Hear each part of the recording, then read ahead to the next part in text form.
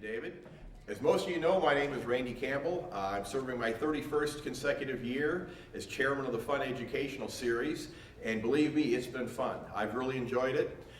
Some of you may remember when I was doing this job way back in the 1980s. Some of you, I know David Lizow for one, was coming to the Fun Show back in the 1980s, and you remember when I was actually a resident of Florida. Well, in 1989, you may recall, I left Florida to pursue a career as a professional coin grader. And at that time, I made kind of a General Douglas MacArthur statement that I would be back. I didn't think it would take almost 20 years, but I'm proud to announce that as of about 3 days ago, my wife and I have relocated to Land O'Lakes, Florida, north of Tampa. The grading service that I work for, Independent Coin Grading, or ICG for short, has moved from Denver to Tampa. And I am now once again back in the state I consider to be my home area, and that is the state of Florida, and I could not be happier. Another thing that makes me happy, though, is helping to doing the work that I do for fun. I really have enjoyed all 31 years of being education director, and one of the biggest reasons why I'm happy is because of the quality of speakers we're able to attract to speak at our annual convention. And certainly nobody's star shines any brighter than Gerald Kochel.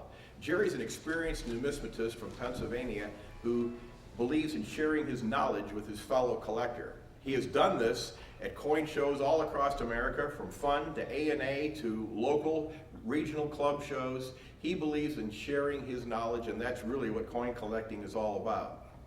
Jerry's wide-ranging knowledge includes standing Liberty quarters, tokens, medals, paper money, and the subject he is about to talk on today, and that's one of his areas of specialty, dealing with the U.S. large cents, the classic head varieties from 1808 to 1814.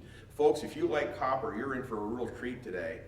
Jerry is one of the most experienced collectors I know. He is one of only a handful of individuals to win the Fun Excellence in Numismatic Education Award, the A.J. Vincey Award, and only about 8 or 9 people have won it, and Jerry is one of them.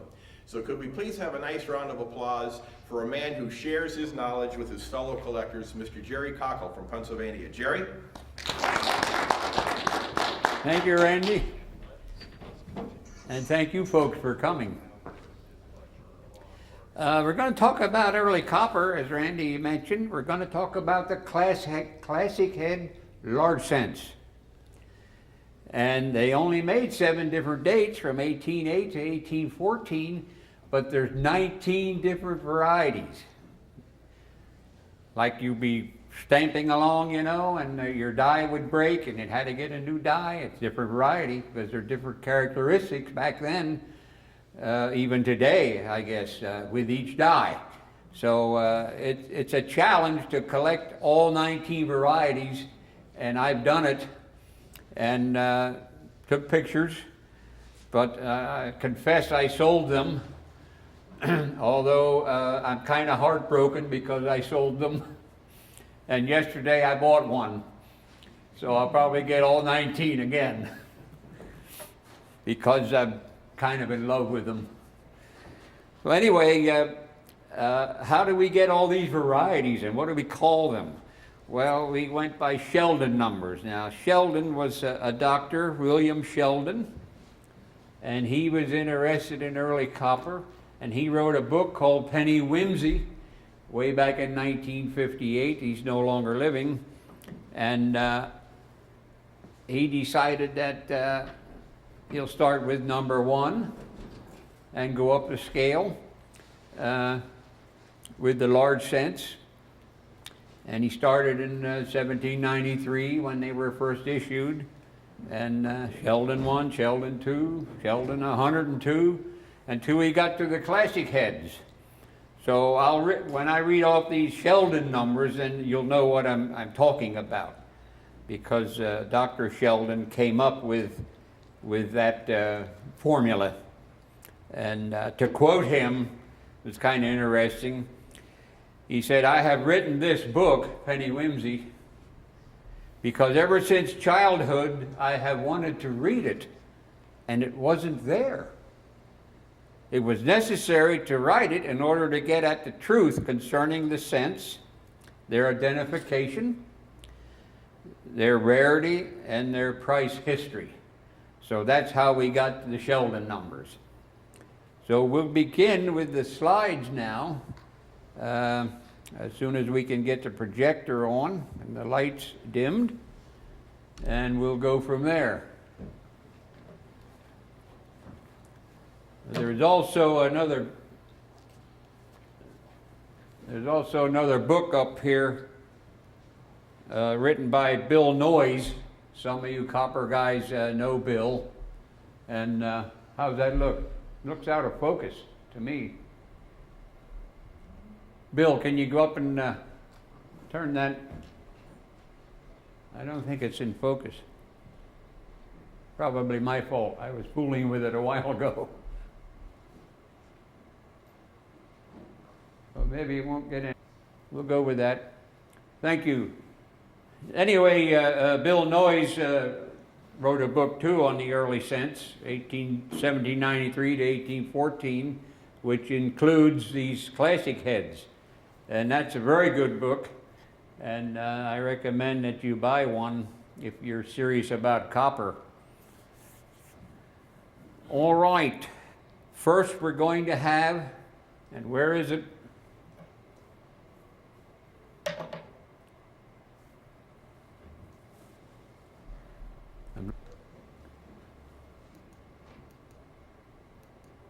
Well, back this way.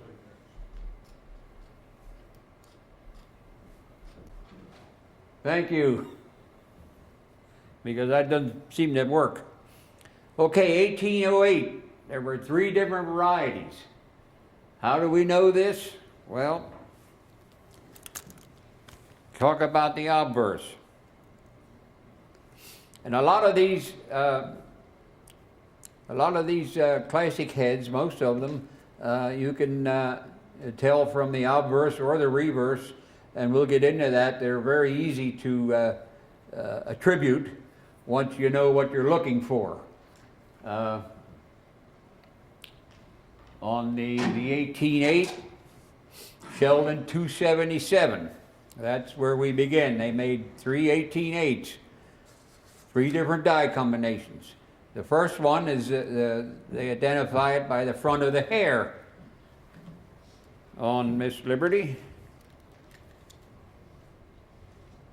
Right here, the letter L is, next to the letter L, it's kind of curved there. And that's the first thing they look at, whether it has a curved area there. And there's other ways to attribute these, and we look at the reverse. Next slide, please. Okay.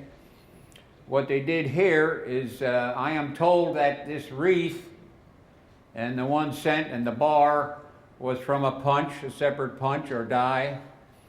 And the United States of America was put in by hand, each letter at a time. And so sometimes you had a guy who didn't space them correctly, and what they go by is this leaf here in position to the S in states, and we'll get into that, and also the leaf here in the position in the F in of, and over here the position of this leaf to the D in united. And you can tell by those earmarks what variety it is. So this is Sheldon 277, 1808. And the next slide. Okay, Sheldon 278, 1808. The front of the hairband here is now straight.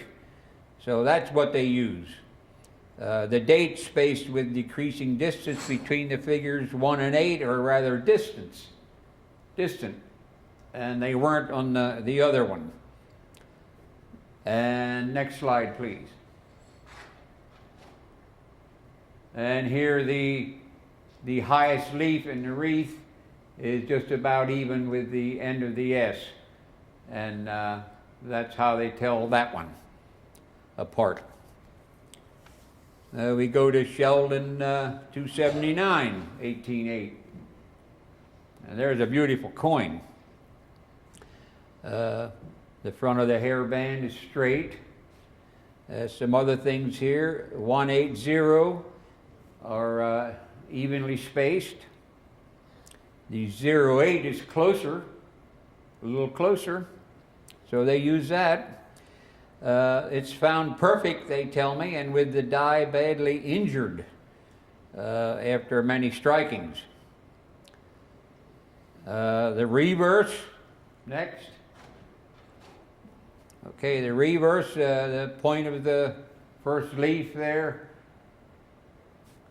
Point of the first leaf is center and the right side of the upright. And the point of the highest leaf is fairly right of the center. It's almost in the center of the S there. And then this leaf in position to the upright of the F in of, which they also use to identify. So once you get to know those places to look for in the wreath and United States of America, it comes pretty easy. Next is 1809. Only one variety. And it tells you a little bit about, actually that's at 1808, the last one. Go to the next slide, John. All right, I was trying to tell you there that I bought that last 1808 from the John Pittman sale. Remember John Pittman? He collected everything, I guess, but he had a fabulous collection of large cents. And I was at the sale and bought one of those 1808s at his sale, and that's his wife, Garing Pittman. Next. Well, that's the famous manna hat that Mrs. Pittman is wearing at the Middle Atlantic shows. She would always wear that fancy hat. So that was kind of neat, we thought. She's still living. Her husband is not. Go ahead, next, please. That was the catalog, part one. I think there were 4 different parts to that sale, because he had a ton of stuff.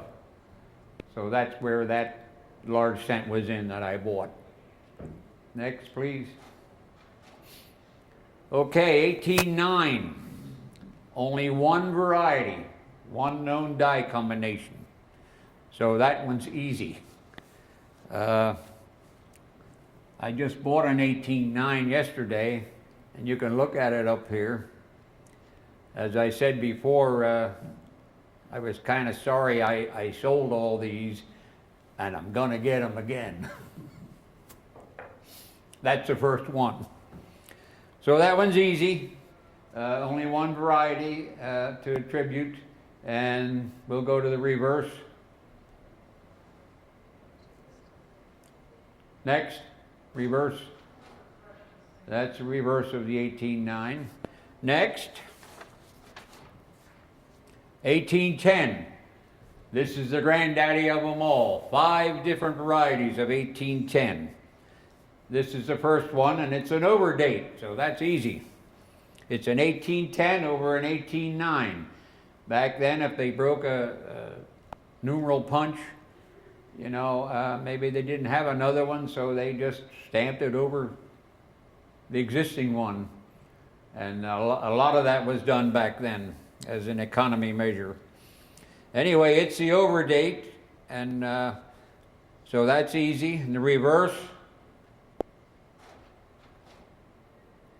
The reverse, the leaf is almost at the end of the S, and that's one of the things they use.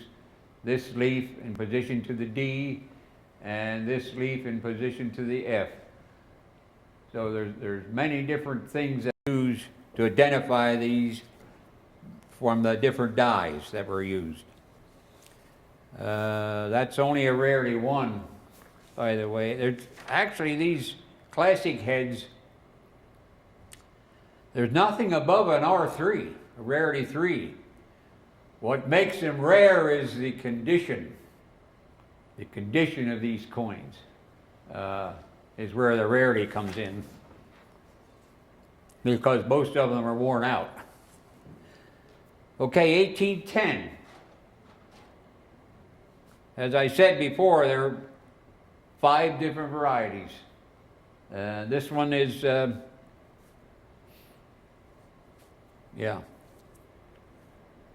282. The T in Liberty is low. Sometimes they go by these letters here, which they tell me were punched in by hand. And the reverse, they go by the reverse, John.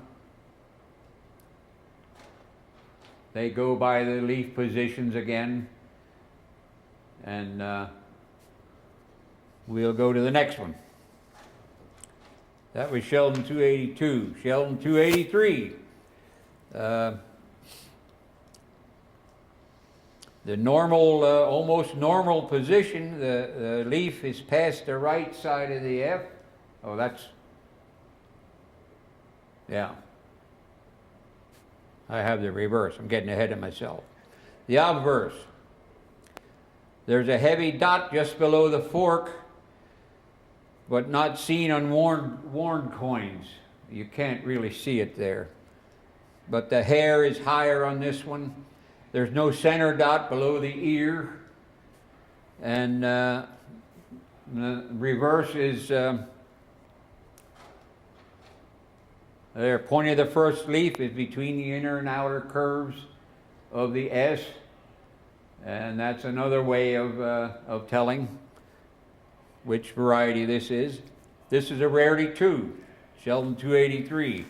Next is Sheldon 284. The obverse,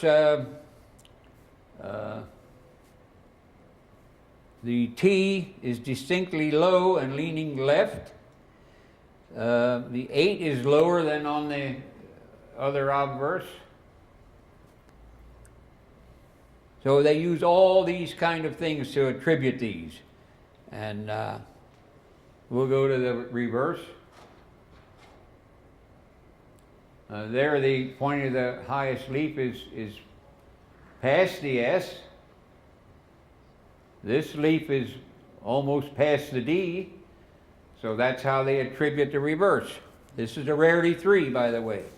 Next slide. 1810 Sheldon 285.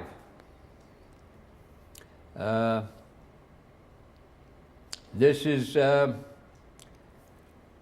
the R and the T in Liberty are double cut. I don't think you can see it on this slide, but the date is well, the date is spaced a little less wide than the previous one.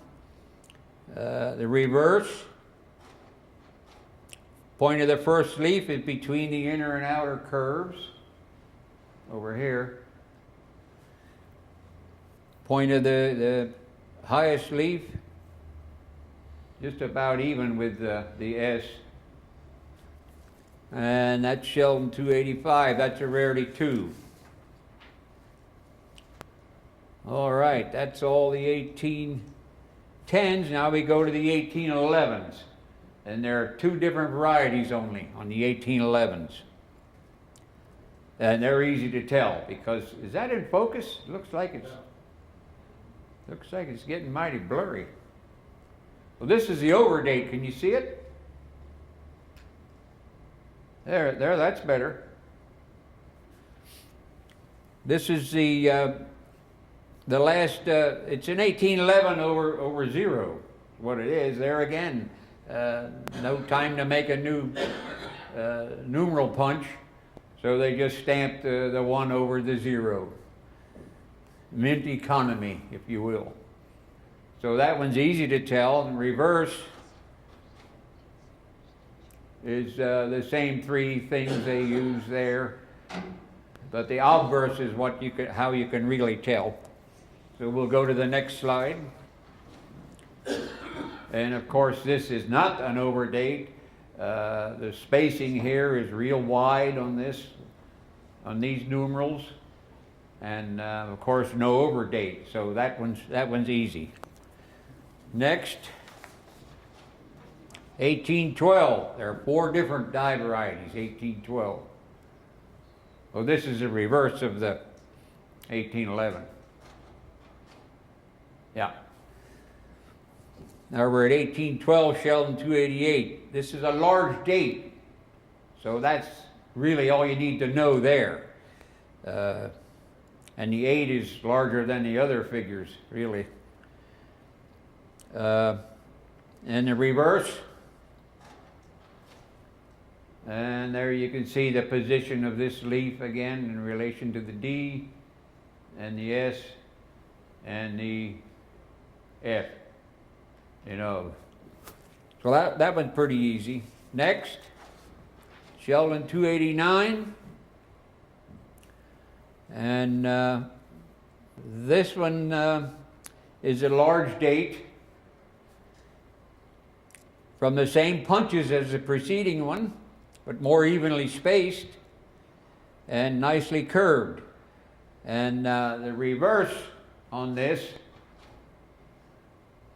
the point of this leaf is way far past the S compared to our other varieties. So that's really what we use on that one more than anything to tell the variety. Next, Sheldon 290. And this is a small date, so that's a way of telling which variety this is. It's well curved, evenly spaced. There's a light engraver scratch underneath the. Wait a minute, lost my place.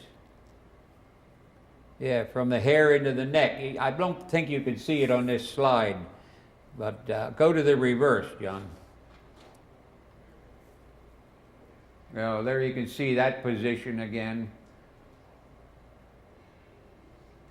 And it's very easy because United States was punched in by hand, 1 letter at a time.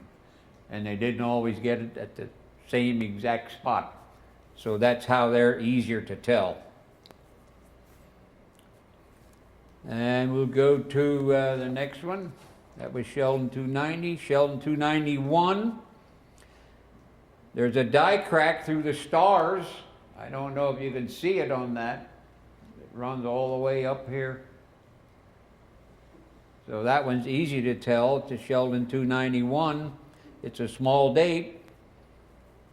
The first one is high, too high. First one is too high and distant from the 8. That's another way of telling. And there you can see that die break now, all the way through here. So that one's easy. Sheldon 291. And, well, we'll go to the reverse.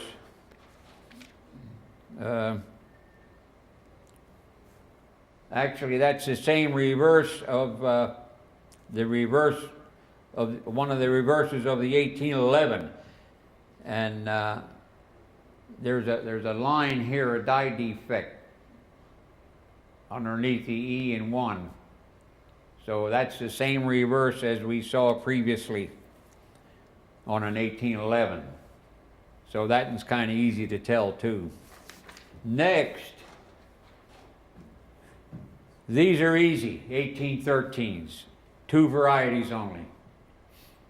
And they use the distance from the star from the 3 up here. There's quite a space in there.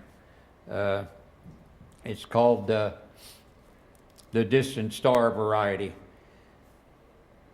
And you'll see the next one how easy that is to tell. That's way far away from that first star. Go to that reverse, John. So you don't really need to look at the reverse to attribute it. And the next 1813, you see how close this 3 is to the star? So that one's easy. The star is a lot closer to the 3. So you can go to the reverse there. We don't really need that to tell anything, so you can go on. to the next slide. 1814, another easy one. There's only 2 varieties. How can you tell these? Anybody know? 1814, I'm testing your memories now. You look at the 4. It's a small 4 and it's a crosslet 4. See the crosslet here, up and down? Next slide. Reverse you don't need to look at, really. Next slide. What do you see there? No crosslet. So that one's easy to tell. The first one has a crosslet on the 4, this one has no crosslet. Called the plain 4. That's only a rarity 1. And the reverse on that one. And you don't really need to know anything there because of the obverse attribution. And that's the end of them. See what else I have on there. Okay. Most of you are familiar with the Red Book.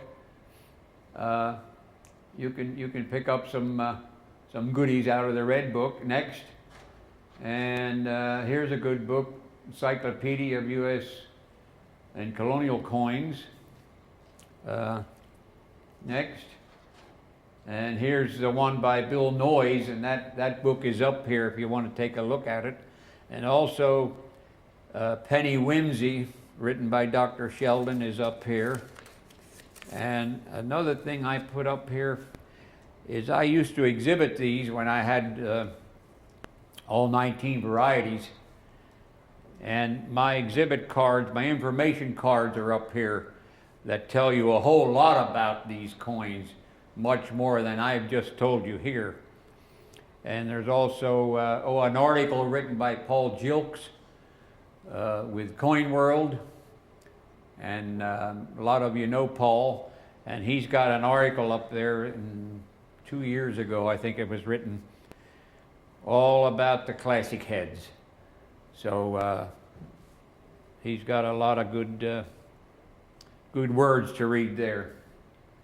So that's some of the books that you need to have if you really want to get into collecting these classic head large cents. So that's the end of the program. If there's any questions, I'd be glad to try to answer them. If not, come up and look at did I mention this? I just bought this 18.9 yesterday, so I have a feeling that I'll be getting all 19 varieties again because I'm in love with the classic heads. Any questions at all? On the first 18.8 you showed, STA in states was very weakly struck. Is that diagnostic for that variety? The first 18.8? Yes.